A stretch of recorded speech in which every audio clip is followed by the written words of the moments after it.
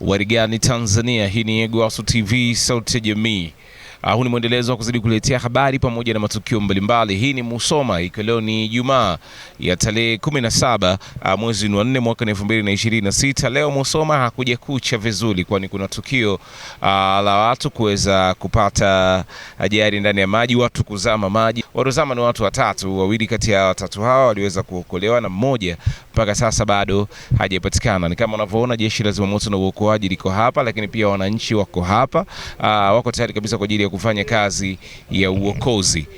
Mimi naitwa Nado, nyuma ya kamera ipo Dekawa John, Egwasu TV, sauti ya jamii. Tuko hapa kuletea tukio zima, ila usiache kutembea katika kurasa zetu zote za mitandao ya kijamii, iwe ni Facebook, Instagram, Twitter, X pamoja na TikTok. Huko kote tupatikana kama Egwasu TV. Lakini hakikisha tu kwamba pindi unapoingia kwenye YouTube channel yetu una comment, una like, una share. Mwisho kabisa usiache kusubscribe. Egwasu TV, sauti ya jamii, nyuma kuna watu. Tukio baada kutoka kazini tulikuwa tunaelekea nchi kavu. Baada kufika hapo hivi kidogo mtumbu ukawa umezama. Kwa umetitia kunywa maji. Sasa kwenye harakati za kujiokoa tunakuja najiokoa mdogo mdogo najikongoja. Baada ya kufika pembezoni tu nikashtuka tu mwenzangu akawa amenipotea. Na mimi nikawa nimesulika, nikawa nimegoa hapo hivi, nikaja kutoka kwenye nchi kavu taarifa. Ndio akawa ameenda kumuokoa mwenzangu mwingine ambaye amebaki huko ziwani. Ila mwenzetu mpaka sasa tujamuona. Kama tunavyosikia, yeye aliweza kujiokoa na alipofika nchi kavu alitoa taarifa na watu kwenda kuokoa, kaenda kumuokoa mwingine, lakini mmoja bado hajapatikana. Kumbuka cha kwamba kwenye mtumbu huo walikuwa watu watatu. Mpaka sasa mmoja hajapatikana, na ndo kama unavyoona jeshi la zimamoto na uokoaji pamoja na wananchi wako hapa kwa ajili ya kushiriki kwa pamoja tukio la uokozi. Ni tahadhari gani ambazo waga mnazichukua kabla ya kwenda ziwani? Tahadhari ambazo tunachukua, watu wanaona maboya, maxi maboya watunaga ya maboya. Huwa kuna dasa ni fulani hivyo tunatumia kwa sababu ya kujiokoa. Make hivi dasa huwa vinakusaidia kwa sababu hata ukizama huwa vina avizami, huwa unavishikilia tu. Kama mwenzangu alikuwa ameshikilia katika ile bombonye kile kidumu ndio alikuwa ameshikilia, ndio kimempatia mpaka sasa hivi kwa hai mwenzangu, na asingekuwa na kile kidumu nilikuwa nimeshampoteza ndugu yangu. Tuko hapa kuletea tukio zima la uokozi, lakini tumeweza kumsikia manusura jinsi ambavyo yeye aliweza kujiokoa, lakini pia mwenzake aliweza kujiokoa. Mmoja ndo mpaka sasa bado hajapatikana. Amejaribu tu kutueleza kwamba vifaa ambavyo wao wanatumia kwa ajili ya uokozi ama kujilinda ni bombonya. Anapozungumzia bombonya anazungumzia zile chupa ama vidumu vya maji vidogo vile vya lita 5, ndo vifaa ambavyo wao wanatumia kuweza kujiokoa. Tupo na manusura mwingine wa tukio hili, yeye pia atatueleza ni jinsi gani aliweza kujiokoa. Kiongozi, habari ya asubuhi. Salama shwari. Asante. Pole kwanza kwa tukio lilotokea. Tumeshapoa. Kwa majina unaitwa nani? Naitwa Jama Bwire, nyumbani ni Majita. Anaitwa Jama Bwire, nyumbani kwao ni Majita. Tukio lilikuwaje? Tukio tulikuwa tunakuja nchi kavu, na kipindi kwa kunakuja nchi kavu wimbi likapiga, maji yakazidi kwenye mtumbu, tunatoa maji, hatuna jinsi ya kujikomboa. Maji yanaingia, unatoa maji yanaingia, ndio mtumbu ukazama. Mtumbu ulivyozama hatuna jinsi, kila mtu anataka jiokoa kivyake. Yaani hivyo jiokoa, nikaacha mtumbu nikasogea kwa mbele, sina jinsi. Hivyo jinsi ilivyo nikosa, nikakimbia tena, nikarudi tena kwenye mtumbu, nikachukua ambera nikajifunga kwenye mkono. Ndio nilikuwa natembea na ambera, ndio zilivyo kuja zikafanya zikaniokoa. Ndio nilikuwa napiga hoyo msaada, watu ndio wakaja kufanyaje kunisaidia, ndio kupona kwangu mimi. Ambera ni nini? Kidumu. Vilikuwa vidumu viwili na madasa, kidumu kimoja na madasa ni mawili. Na ambaye mpaka sasa hajapatikana anaitwa nani kwa majina yake? Anaitwa Mabere. Pole sana. Asante. Tumeweza kumsikia manusura mwingine jinsi ambavyo yeye pia aliweza kujiokoa kabla ya watu kuja kumuokoa. bado tunazidi kutoa wito tu kwa watu ambao wanasimamia masuala mazima ya uvuvi kutoa elimu ama kuhakikisha wavuvi wanapata vifaa endapo inapotokea changamoto, ili waweze kujiokoa na kuepusha madhara kama haya hapa yaliyotokea hivi sasa. Hii ni Egowasu TV, tuko hapa kukuletea tukio zima. Pamoja na haya pia tutazungumza na wananchi wa eneo hili pia waweze kutuambia wamelipokeaje, lakini pia wanalizungumziaje tukio hili. Tuko na mmoja wa wananchi ambao wamefika eneo hili kwa ajili ya kushirikiana na Jeshi la Zimamoto na Uokoaji kwenye uzima la uokozi. Kiongozi, habari ya asubuhi. Salama, habari ya uzima. Safi kabisa. Kwa majina unaitwa nani? Naitwa Magengeni Mfungo Nyangata, mmoja wapo wa wavuvi wanaovua Lakeside. Ni mhusika wa tukio hili. Wenzetu waliopata matukio haya ya famaji nafanya nao kazi eneo moja. Basi ni kitendo kilichotokea jana majira ya saa 3 kuelekea saa 4. Baada ya kuwa imefika majira ya saa 3 usiku, wenzetu waliokuwa wamechelewa kwa shughuli zetu za uvuvi walikuwepo ziwani.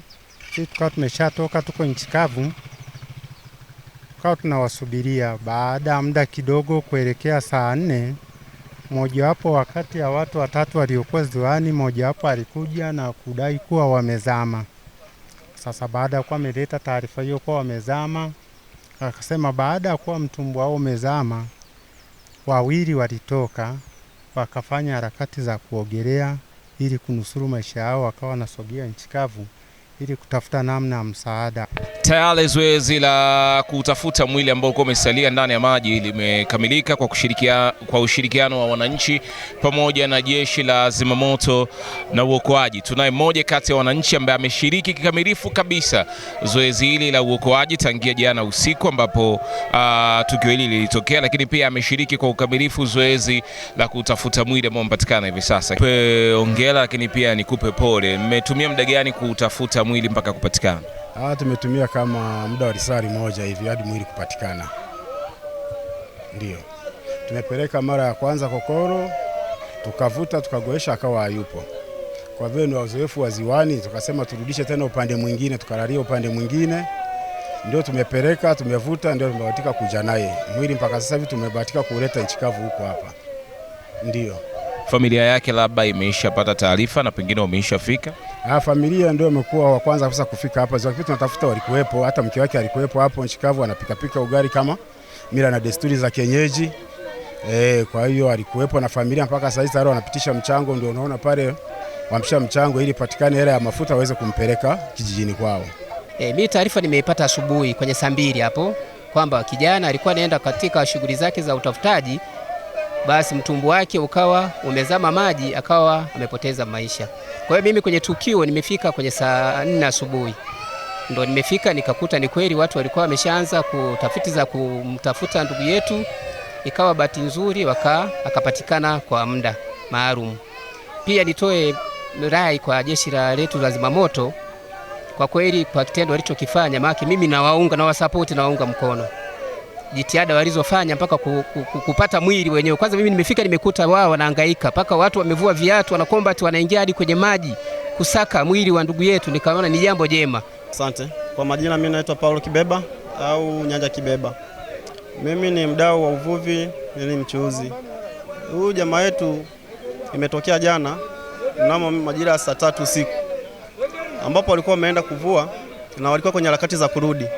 Bahati mbaya ikapatikana hitilafu, upepo ulikuwa ni mkali, wakawa wamezama. Kwa bahati mbaya au nzuri, wenzio wawili walijaribu kunusurika. Mmoja aliogelea hadi nchi kavu na wa pili tulijaribu kumuokoa, alikuwa bado yuko majini. Kwa hiyo katika hilo tukio jana, baada ya kuwa mwenzetu wamepotea, basi tulijitahidi kwa kadri ila tulishindwa. Leo asubuhi nilijaribu kuongea kwanza na uongozi, nikawapigia simu uongozi wa mtaa na mwenyekiti wa BMU, na wakajaribu kufanya process kwa ajili ya uongozi wa juu, na wameweza kufika kwa wakati asubuhi, na tukajaribu kufanya uokoaji, kutafuta mwili. Bahati nzuri tumejaribu kwa uwezo wote tumempata mwenzetu. Mimi ni shuhuda wa tukio hili. Huyu bwana ni mwenzetu, amekuwa akifanya shughuli zake za uvuvi hapa. Lakini kubwa zaidi mimi nalishukuru Jeshi la Zimamoto limeshiriki kinagaubaga kwa swala hili. Pia tunaishukuru serikali iendelee kuongezea vifaa vingi kabisa, kwa sababu majanga kama yanazidi kutokea katika mkoa wetu. Kwa hiyo serikali izidi kuongezea vifaa vingi na Mungu awabariki sana. Kuna tukio limetokea jana usiku mida ya saa 5. Kuna wavuvi watatu walikuwa kwenye chombo kimoja, wameenda kuvua, walikumbana na upepo mkali. Chombo kilijaa maji, wakawa wamezama, ila wawili waliokolewa, mmoja ndo akawa amepoteza maisha. Na nikumbushe tu kwa wavuvi wenzangu, tujitahidi kuzingatia sheria za uvuvi. Tunapokuwa tunakwenda majini, tuzingatie tuwe na vifaa vinavyolinda uhai wetu, kwa maana ya life jacket, na chombo kiwe na usalama, yani kiwe imara, kisiwe kibovu. Naitwa mrakibu mwandamizi Agustin Magere, kaimu kamanda wa Jeshi la Zimamoto na Uokoaji mkoa wa Mara. Ndugu wananchi, mnamo tarehe 17 mwezi wa 4 mwaka 2026, siku ya Ijumaa, Jeshi la Zimamoto na Uokoaji mkoa wa Mara kwa kikosi cha Musoma mjini ilipokea wito wa taarifa ya tukio la kuzama watu katika mtaa wa Lesi, ambako almaarufu Jeshi la Wananchi pale, ambako maarufu katika vizimba vya samaki, kata ya Mkendo, wilaya ya Musoma mjini. Hivyo Jeshi la Zimamoto baada ya kupata taarifa hiyo, kikosi kwa umahiri kiliondoka kwenda katika eneo la tukio, na baada ya kufika katika eneo la tukio, taarifa rasmi iliendelea kuchukuliwa kwa wananchi, lakini na shughuli za kufanya uokoaji zitaendelea. Na ajali hiyo inasadikika itokea jana majira ya usiku. Hivyo katika ajali hiyo ilikuwa ni mtumbwi ambao ulikuwa ukitumika na wavuvi lakini katika shughuli zao za kila siku, ambapo kama mtumbwi huo inasadikika ulikuwa na watu watatu, wawili waliokolewa jana hiyo na mmoja ndio akawa akuonekana. Na hivyo kikosi cha Jeshi la Zimamoto na Uokoaji Musoma iliendelea na operation hiyo mpaka majira ya saa 5:30 asubuhi, kikawa kimebahatika kutoa mwili huo, na wote ambao kwa majina wametambulika kama ifuatavyo. Majeruhi ni watu wawili. Mtu mmoja ametambulika kwa jina la Petro Nyamsha Kazana, jinsi yake ni yeye ana takriban umri wa miaka 25, kabila lake ni Mjita. Na majeruhi wa pili alitambulika kwa jina la Juma Bwire Mshangi, umri wake miaka 23, kabila Mjita. Na kifo ni mtu mmoja aliyetambulika kwa jina la Mabele Bomba, jinsi yake ni na mwenye umri wa miaka 25, kabila lake Mjita. Huyo amepatikana asubuhi kwa leo. Na chanzo cha tukio hilo ni dhoruba ya upepo ziwani iliyopelekea chombo hicho kuzama. Hivyo hawa watu walikuwa katika shughuli zao za kijamii katika uvuvi, basi wakiwa kazini kwenye shughuli zao za uvuvi ndio chombo hicho kizama, ambayo ilikuwa ni mtumbwi. Wito wangu kwa jamii, nitake jamii yetu ya mkoa wa Mara na viunga vyake kuzingatia taratibu za uvaaji wa life jacket au maboya ya kujiokolea. Wavuvi au wasafirishaji wengi wanatumia vyombo hivyo kwenda katika shughuli zao, lakini hawazingatii taratibu za uvaaji wa maboya au life jacket. Lakini eneo lingine, wito wa pili ni kufuata utabiri wa hali ya hewa ambao hutolewa mara kwa mara na wenzetu wa mamlaka ya hali ya hewa. Kwa hiyo kwa kipindi hiki mvua zinapoendelea kunyesha, ndugu wananchi wa mkoa wetu wa Mara, ni vizuri mkaendelea kuchukua tahadhari na kujulisha pindi tu inapotokea tatizo, kutoa taarifa kwa namba ya dharura ambayo ni 111. Tukio hili lilitokea jana usiku. Kwa hiyo ingekuwa mapema baada ya taarifa zimetolewa kwa wakati, ingeweza kusaidia kuweza kuwafikia. Kwa hiyo hiyo ndio taarifa kutoka Jeshi la Zimamoto na Uokoaji mkoa wa Mara.